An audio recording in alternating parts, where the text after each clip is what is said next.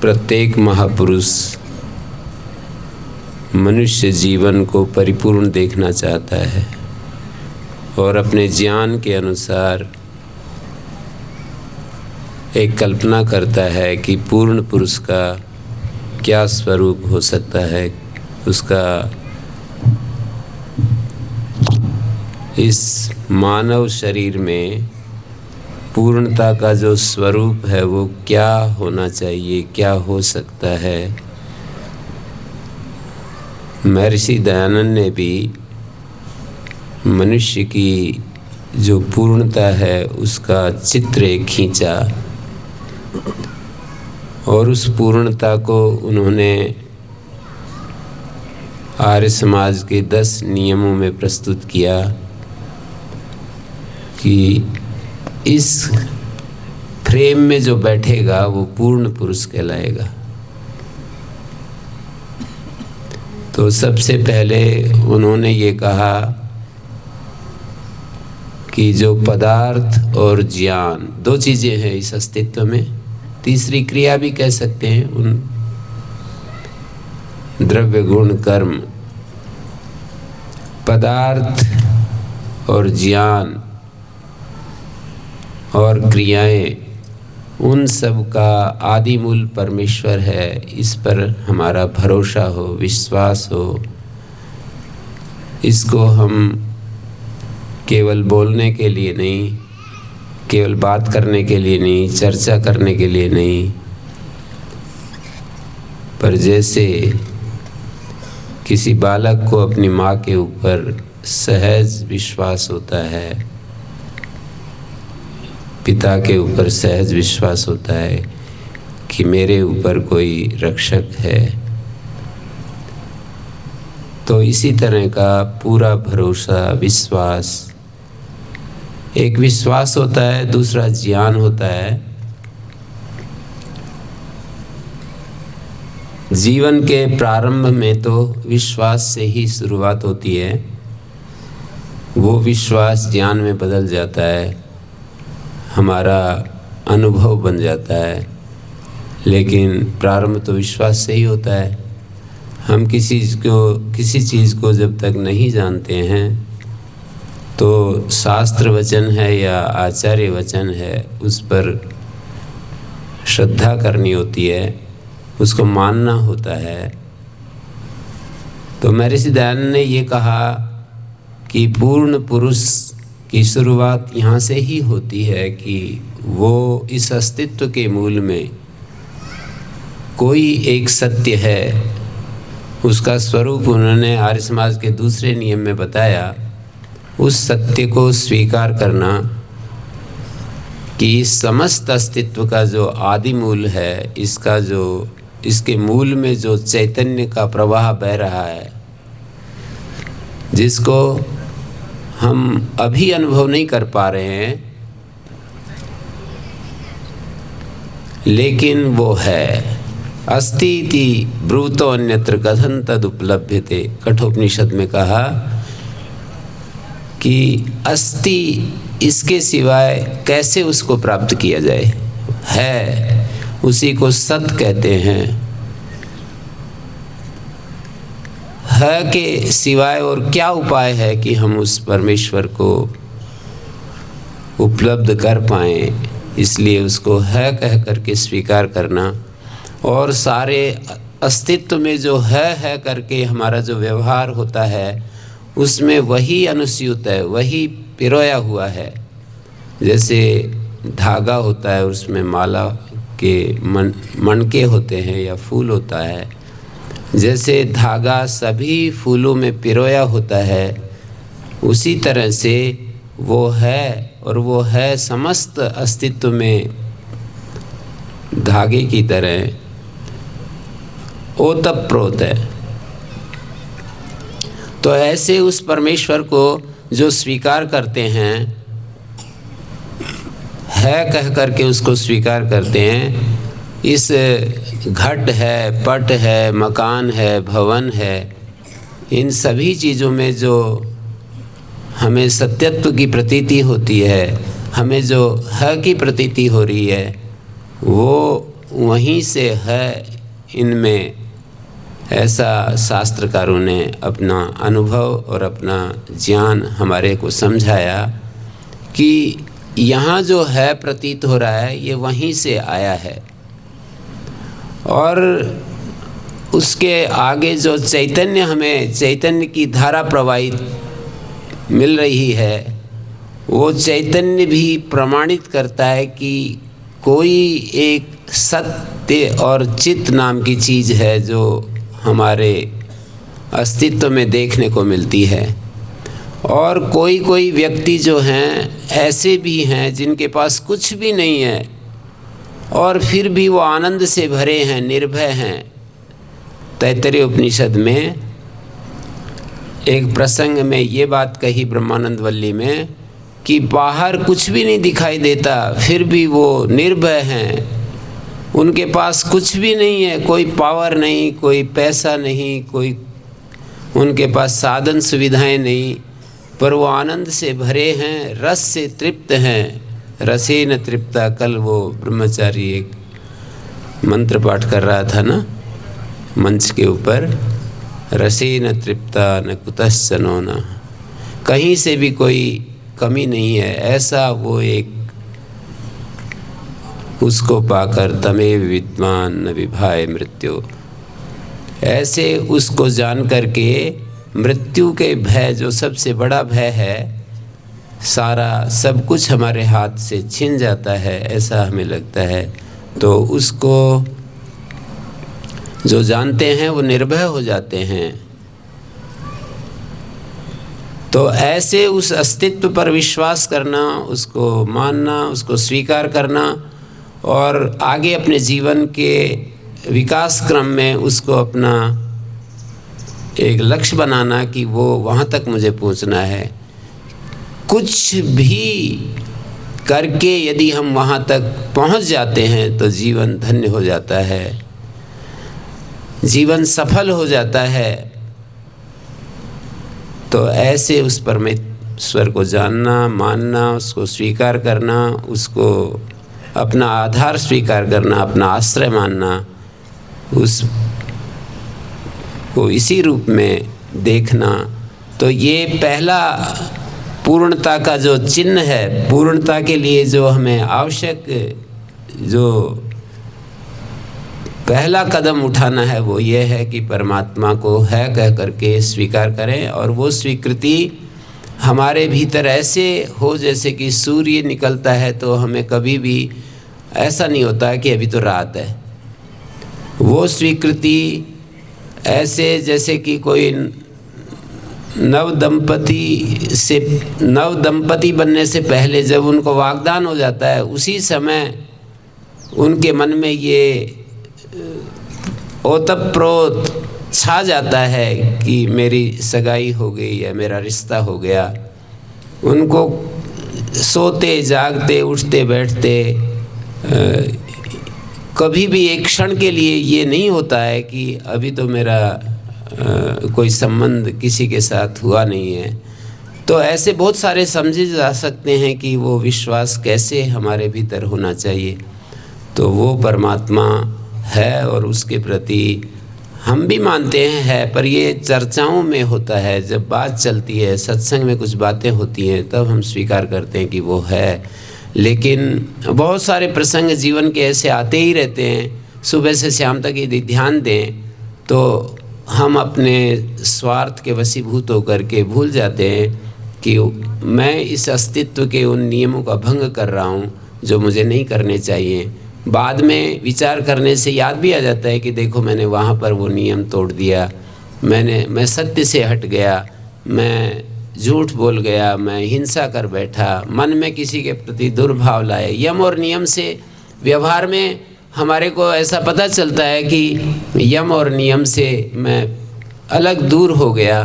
तो ऐसे यदि हम उसकी उपस्थिति को हर क्षण सहज रूप से स्वीकार करते रहें तो नियम से अलग हटने का कोई अवकाश नहीं होता है।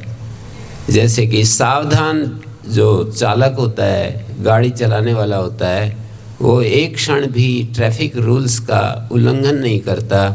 या यूँ समझो कि विदेश में जैसे कि कोई चालक होता है और वो उसको बहुत ज़्यादा इस बात का अवेयरनेस होती है कि कहीं नियम भंग हुआ और तेरे ऊपर बहुत बड़ा सारा दंड, तुरंत नियम जो है तुझे कैद कर लेंगे। तो इस तरह से परमात्मा की उपस्थिति, डरो वह बड़ा ज़बरदस्त है, एक किसी पुस्तक का शीर्षक मैंने देखा था कि डरो वह बड़ा ज़बरदस्त है। तो ऐसे उस ज़बरदस्त को, जो जीवन का प्रारंभ है, वो तो इसी विश्वास से होता है कि वो हमें देख रहा है, वो हमें जान रहा है, वो हमारे सारे क्रियाकलाप को, हमारी मनोवृत्ति को, मनोदशा को, हमारी भाव दशा को, हमारे विचारों को, हमारे स्थूल कर्मों को नहीं, हमारे मन के अंदर उठने वाले। इसलिए यदि कोई अपने आप को पूर्णता की तरफ ले जाना चाहता है तो परमात्मा का ऐसा सहज विश्वास चाहिए। मैं सहज शब्द बिना आयास के, बिना प्रयास के सहज रूप से उसकी स्वीकृति और उसकी जो स्वीकार्यता है वो होनी चाहिए, ऐसा स्वामी दयानंद कहते हैं। फिर कहते हैं कि वो ऐसा ऐसा है, ईश्वर सच्चिदानंद स्वरूप, निराकार, सर्वशक्तिमान, न्यायकारी, दयालु, अजन्मानंत, निर्विकार, अनादि, अनुपम, सर्वाधार, सर्वेश्वर, सर्वव्यापक, सर्वांतर्यामी, अजर, अमर, अभय, नित्य, पवित्र, और इस सारे अस्तित्व का निर्माता है, वो हमारा उपास्य देव है। ऐसे निरंतर उसकी उपासना में हम अपना मन लगाएं। और फिर बताया कि उसका जो ज्ञान है हमको हमारे अंतःकरण में निरंतर प्रकाशित हो रहा है, लेकिन अज्ञान के कोहरे में, अज्ञान के बादल हमें उसको अनुभव नहीं करने देते। यस्मिन ऋचा साम यजुंसी, ऐसा वेद मंत्रों में कहा कि जिसमें ऋक यजु साम, जिस मन में या जिस बुद्धि में ऋक यजु साम निरंतर उपस्थित हैं, जैसे रथ की नाभि में अरे लगे होते हैं, ऐसे उसका ज्ञान हमारे मन में ओतप्रोत है। लेकिन हमारे इच्छाओं के कारण, तृष्णाओं के कारण हम हट जाते हैं और हम अपने उसको भूल जाते हैं। तो इस तरह से आपको मैं एक माने जो आप जानते हैं उसी की तरफ ध्यान दिला रहा हूँ। ऐसा नहीं है कि मैं नई बात बता रहा हूँ। आप सब जानते हैं इस बात को कि महर्षि दयानंद ने क्या क्या कहा है पूर्ण पुरुष के स्वरूप को निर्धारण करने के लिए, कि उसका व्यवहार कैसा होना चाहिए, किन बिंदुओं पर उसको निरंतर ध्यान देना चाहिए, कहाँ कहाँ उसे सजगता की आवश्यकता है, बाहर लोगों के साथ व्यवहार करते समय किस चीज़ की आवश्यकता है, अपने भीतर निरंतर अविद्या का नाश और विद्या की वृद्धि इत्यादि जो उन्होंने नियम लिखे हैं। संसार का उपकार करना इस समाज का मुख्य उद्देश्य है। माने किन बिंदुओं पर ज़्यादा प्रारंभ में फोकस करना और बाद में किस प्रायोरिटी को भी निर्धारित किया है कि भाई हमें पहले शारीरिक मानसिक उन्नति करनी चाहिए, अपने शरीर को ठीक रखना चाहिए, शरीर ठीक किन नियमों से रहता है वो हमें देखना चाहिए, कैसे कैसे हमारा शरीर ठीक रहता है, कैसे हमारा मन ठीक रहता है, और फिर हम दूसरों को भी कुछ कहने के लिए, समाज में भी कुछ करने के लिए अपना कदम बढ़ाएं। केवल अपने तक सीमित नहीं रहें, हमारे भाव में ये बात भी रहे, जैसे कि सभी विवेकशील लोग, सभी समझदार लोग यहाँ पर बैठे हुए हैं। यहाँ इस संस्था के अध्यक्ष भी, उनके श्री रविंद्र जी के मन में ये संकल्प आया कि हम जो कुछ भी है अच्छा इस संसार में भगवान ने हमको सामर्थ्य दिया है, साधन दिए हैं, बुद्धि दी है, तो कैसे इस समाज में सौंदर्य की, सत्य शिव सौंदर्य को वृद्धि कर सकते हैं कैसे। तो ऐसे सभी विवेकशील लोग, सभी समझदार लोग, सभी संसार के वाइज मैन इस बात को देखते हैं कि जो वो समझते हैं उसको अपने साथियों तक भी कैसे बढ़ाया जाए। मानिए इस यात्रा में दूसरे लोगों को भी हम सहयात्री भी बनाना चाहते हैं। इतने से काम नहीं चलता है कि हम अपनी यात्रा करते चले जाएं। यद्यपि ये भी होता है कि यदि हम चल पड़ते हैं तो हमारे साथी भी हो ही जाते हैं। किसी भी सुंदर चीज़ को देख करके, इस मनुष्य के स्वभाव में है ये बात कि यदि कोई अच्छी चीज़ दिखाई देती है तो ऐसा हो नहीं सकता है कि उससे आकृष्ट होने वाला कोई भी ना हो। होता ही है, यदि हम अच्छे होते हैं तो हमारे साथी बन ही जाते हैं। फिर भी हमारे भावना में यदि और ये बात बैठ जाए तो उसमें गति और ज़्यादा आ जाती है और अधिक उसका विस्तार शीघ्रता से होता है।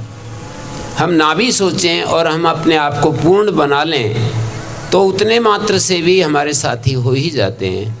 तो महर्षि दयानंद ने जो हमारे लिए एक रास्ता दिखाया कि कहाँ कहाँ हमें ज़रूरत है, तो यदि कुछ नियमों को भी हम प्रतिदिन अपने जीवन का अंग बना लें और अपनी अवेयरनेस में बिठा लें, अपनी सचेतना में उसको जगह दे दें कि भाई परमात्मा है और वो कैसा है, उसके लिए यहाँ बहुत सारे बच्चे भी बैठे हैं, उसका प्रकाश कैसे होता है। तो कई जगह मेरे को मौका मिलता है तो उसको बताता हूँ। पिछले दिनों दिलीप आचार्य जी और ये देवदत्त जी वगैरह वहाँ गुरुकुल खानपुर गए थे, तो उन्होंने एक प्रश्न किया, देवदत्त जी ने एक प्रश्न किया कि जैसे हमारी श्रद्धा महर्षि दयानंद के प्रति है, किसी महापुरुष विशेष के प्रति है, वैसे ही हम कैसे परमात्मा के प्रति श्रद्धावान हो जाएं, ऐसा उन्होंने प्रश्न किया। तो जो बात मेरे समझ में आती है वो आपसे भी शेयर कर रहा हूँ। व्यास भाष्य में एक वचन मिलता है, किसी प्राचीन शास्त्र का वचन मिलता है और सूत्र है तज्जपस तदर्थ भावनम, तस्य वाच का प्रणव तज्जपस तदर्थ भावनम। तो उसको बताते समय उन्होंने कहा कि उस परमात्मा का नाम और उसके अर्थ की भावना, अर्थ का भावना मानी ध्यान, उसके अर्थ का ध्यान करना, यही उपाय है जिससे कि वो परमात्मा तक हम पहुंच सकते हैं। तो उन्होंने एक श्लोक उद्धृत किया है, उसी को मैं आपके सामने रख रहा हूँ। सीमित समय में कुछ संकेत आपको मैं देना चाहता हूँ और बाकी जिसकी इच्छा होगी वो बढ़ा सकता है। तो कितना भी बोला जाए, कितना भी हम समझते समझाते ही रहते हैं, उससे बहुत ज़्यादा हमें लाभ नहीं होता है। ध्यान देने से लाभ होता है। श्रवण मनन निधिध्यासन, मानी पहले सुनना होता है ध्यान से, उसके बाद विचार करना होता है, उसका ध्यान करना होता है। तो वहाँ पर ये कहा है कि स्वाध्याय योगम आसीत योगात स्वाध्याय मामनेत, स्वाध्याय योग संपत्त्या परमात्मा प्रकाशते। कैसे हम परमात्मा के प्रति वैसे ही हम श्रद्धावान हो सकते हैं। माने श्रद्धावान तो विचार से हम श्रद्धावान हो सकते हैं, ये भी एक उत्तर दिया जाता है। और यदि हमारे थोड़ा सा भी स्पर्श हो जाए, उस जो बात कही जा रही है उसका थोड़ा सा भी प्रकाश हो जाए तो भी श्रद्धावान हो जाते हैं। मानिए उसका एक देश भी यदि हमारे अनुभव में आ जाता है, तो जैसे कि किसी का पीठ दिखाई दे जाती है तो ये निश्चय ही हो जाता है कि भाई ये इसकी छाती पेट भी है। हमें एक देश से धुआं देख करके भी अग्नि का अनुमान हो जाता है, कृति को देखकर कर्ता का अनुमान हो जाता है। तो इस तरह से वहाँ पर हमारे को ये बतलाया कि भाई स्वाध्याय के दो अर्थ होते हैं, पर इस पर्टिकुलर इस मंत्र में तो, इस श्लोक में तो स्वाध्याय शब्द का जो अर्थ है वो है जप, माने ओंकार का जप, ये स्वाध्याय शब्द का अर्थ है। मोक्ष शास्त्र का अध्ययन भी स्वाध्याय का अर्थ होता है, लेकिन यहाँ पर जिस कॉन्टेक्स्ट में ये बात कही गई है वहाँ पर स्वाध्याय का मतलब प्रणव जप, किसी नाम का जप करना, ये जो है स्वाध्याय शब्द से यहाँ पर बताया गया है। स्वाध्यायत योगम आसीत, और योग का मतलब होता है चित्तवृत्ति निरोध, योगस चित्तवृत्ति निरोधा। तो स्वाध्यायत योगम आसीत, स्वाध्याय से हम योग को प्राप्त करें, योगात स्वाध्याय मामनेत, और योग के पश्चात स्वाध्याय पर आ जाएं। मानी स्वाध्याय से योग और योग से स्वाध्याय, ये प्रक्रिया यदि दोहराई जाए लंबे समय तक तो परमात्मा तत्व प्रकाशित हो जाता है। पर इसमें थोड़ा सा समझने की बात है। स्वाध्यायत योगम आसीत का मतलब ये हुआ, ये तो समझ लिया आपने, पर इसी के बारे में ये विचार करना है कि योग को प्राप्त करें, इसका मतलब क्या है।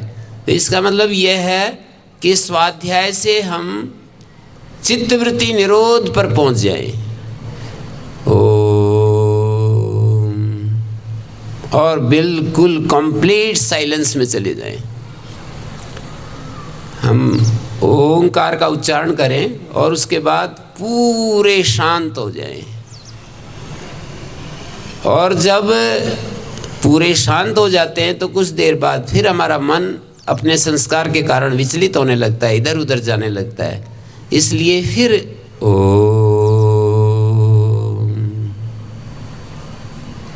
साइलेंस में चले जाएं।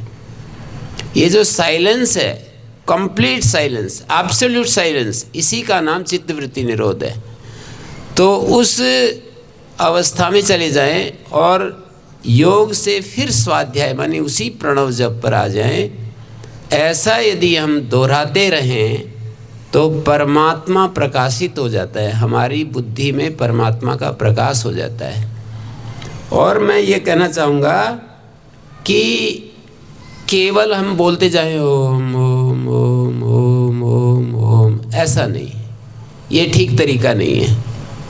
जल्दी जल्दी ओंकार का, किसी ने कहा कि जल्दी जल्दी ओंकार का जप करो, इससे मन शांत हो जाएगा। हो सकता है कि मन शांत हो जाए, पर परमात्मा प्रकाशित नहीं हो पाएगा इतना करने से। परमात्मा को यदि प्रकाशित देखना चाहते हैं अपने भीतर, तो ओम, और कुछ समय के लिए फिर शांत हो जाए, और फिर अपने भीतर ही भीतर ओम, कुछ समय के लिए शांत हो जाए। यदि ऐसा करेंगे तो निश्चित रूप से आप करके देखें, इससे कुछ लाभ होता है तो आप स्वयं फिर किसी से सलाह करने की ज़रूरत महसूस नहीं करेंगे, निश्चित रूप से। और देखो, बिना परमात्मा के आश्रय के ये यात्रा बहुत मुश्किल है, बहुत। दैवी ही ऐशा गुणमयी मम माया दुरत्यया माम एवे प्रपद्यन्ते माया में ताम तरंति ते। ये गुणमयी माया बहुत कठिन है, दुरत्यया बता दिया कि इसका पार करना, इसको अतिक्रमण करना, इसके पार जाना बहुत मुश्किल काम है, नियर टू इम्पॉसिबल। वो इसको एक ही उपाय है कि अनन्य भक्ति, अनन्य निष्ठा, माम ये वे प्रपद्यन्ते, जो मेरी शरणागत हो जाते हैं, परमात्मा की शरणागत हो जाते हैं, माया में तम तरंति ते, इस माया के पार चले जाते हैं। तो एक निश्चित समय में मैंने जो बात कहनी चाहिए वो यही है कि यदि हम अपने जीवन को आंतरिक रूप से शुद्ध समृद्ध करना चाहते हैं तो परमात्मा पर विश्वास करें, उसको अनुभव करें, उसको फील करें। शांति में उसका अनुभव होता है। दो विचारों के बीच में जो गैप होता है, जो शांति होती है, वही आत्म रूप में हम उसको समझ सकते हैं। शब्द तो संकेत मात्र करते हैं, शब्द जो इशारा करते हैं। चैतन्य भी एक शब्द है, आत्मा भी एक शब्द है, ब्रह्म भी एक शब्द है, ओम भी एक शब्द है। वो किसकी तरफ इशारा कर रहा है? उस चैतन्य की तरफ इशारा कर रहा है जो कि शांत है। तो इसलिए जो लोग इस प्रक्रिया से आगे बढ़ते हैं उनको अवश्य लाभ होगा, उसको अनुभव होगा, और उस अनुभूति में हमारे को कुछ शक्ति आती है, हमारे मन में ताकत आती है, मानी सहज रहने की ताकत आती है, हिम्मतवान धैर्यवान रहने की ताकत आती है, क्षमावान बन करके रहने की ताकत आती है।